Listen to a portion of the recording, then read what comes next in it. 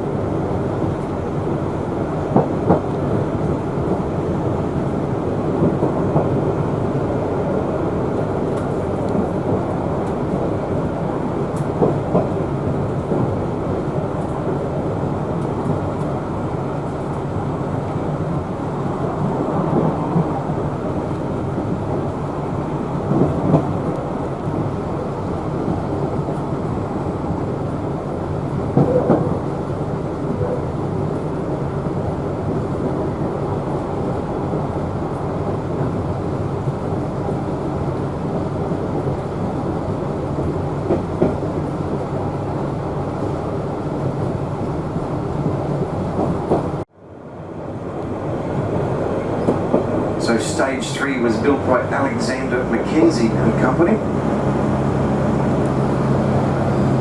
and it opened on the 1st of August in 1893 through to Granite Creek, which is now known as Mareeba. Now it's a bit of a shame John Robb didn't pick that contract up, because the building and the construction of this section was significantly easier. There's no mountain ranges to cross, no tunnels necessary, and really not even any major cuttings.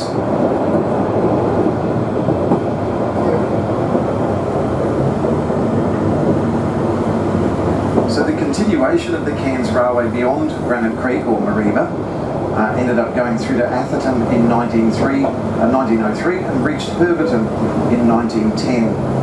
In 1911, continued as far west as Tamulan and arrived in Ravenshoe, the final terminus of the Cairns Railway in 1916. Now, up until the late 80s, very early 1990s, like I said, there was a regular scheduled rail motor service operated by members of this class of train. Then after that, there was a bit of freight traffic on the line. They used to take bulk peanuts from the Atherton and Tolga area, as well as mixed freight trains. But by the mid-1990s, there was no more traffic on the Ravenshoe line, and the line was closed beyond Atherton. And then in 2013, the line was completely closed from Mareeba. And by 2014, the track had been ripped up and it's now a rail trail. So if you want to ride a mountain bike along it, you can go along the old alignment of the old Cairns Railway from Mareeba to Atherton. Just passing through Myola, this was the rail head for several years, and quite a township used to exist on the left.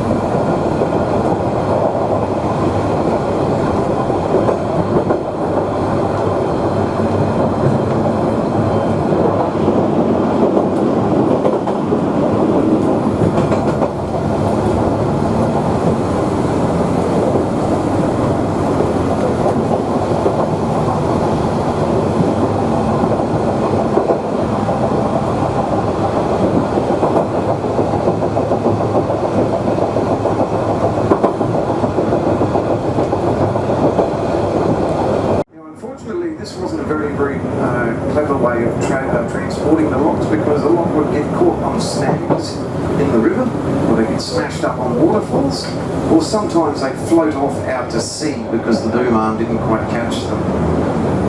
So reportedly it was only about 20% of the logs fallen that went into the river that actually were correctly captured in at Cairns. But the arrival of the railway made the transport a lot easier and more sensible, and 100% then were able to make it through to Cairns. Down on the right, more views of the Barron River. There's some sandbanks on the other side of the river there, just on the river's edge. Sometimes Johnson's river crocodiles, a small freshwater species, can be seen. Some parts of the river banks.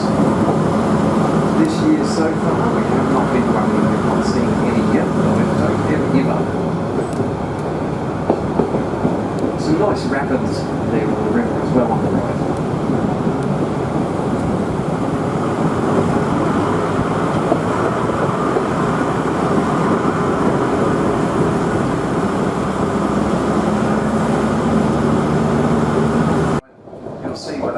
Into the Barron River. Just after the bridge, we pass through the railway crossing loop of Koa. It's still a registered crossing loop. Two trains can actually pass each other here at Koa.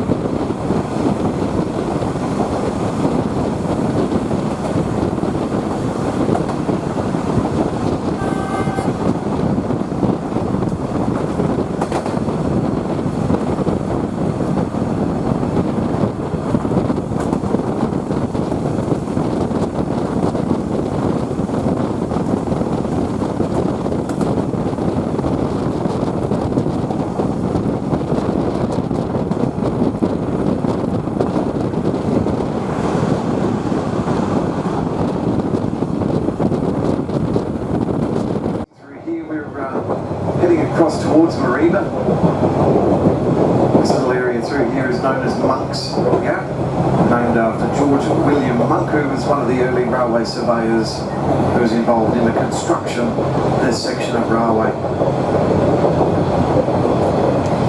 Now, ecologically, you'll have noticed too that the scenery outside the window has changed from a dense tropical rainforest vista into this sort of wooded grasslands with full of melaleucas and eucalyptus trees. In a few very short kilometres, that changes again into open agricultural areas. The Mareeba district, pretty much all the way from Koa, where we were before, all the way to west of Dimbula later today, was once dominated by the growing of tobacco.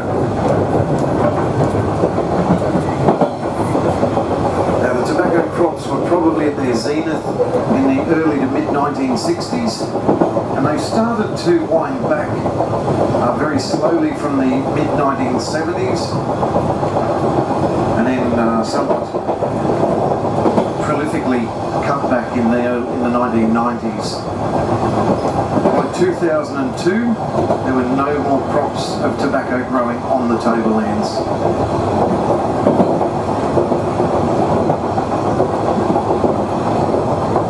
The Mareeba Shire to promote itself uses the fact it has 300 sunny days per year.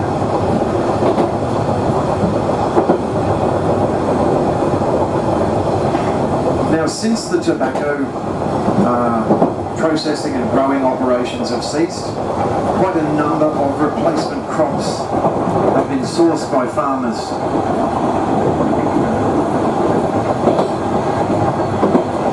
These days, instead of an area just dominated by paddocks of waving tobacco, it's a very, very diverse range of agricultural pursuits.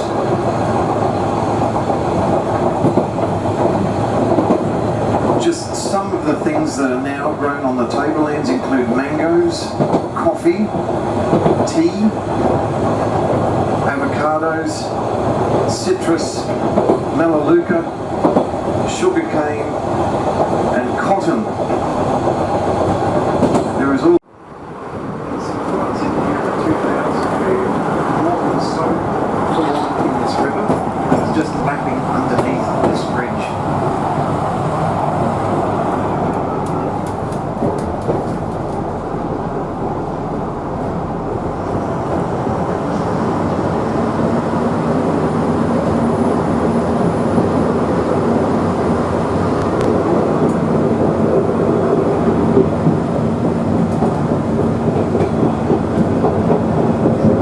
Here is Barron.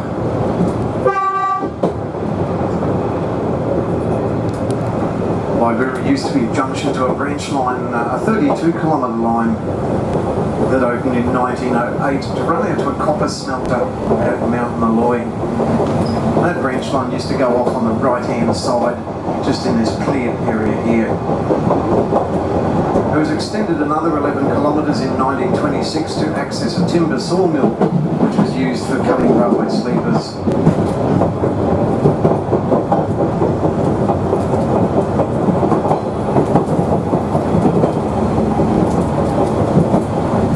That branch line was closed in 1964. These days there's not much here at Barron, except a timber yard used by the bridge gang.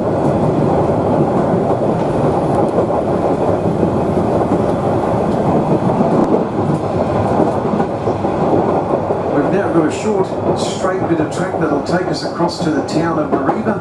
And if you can see through the front of the train in the distance, you will see wind turbines on top of some of the surrounding hills.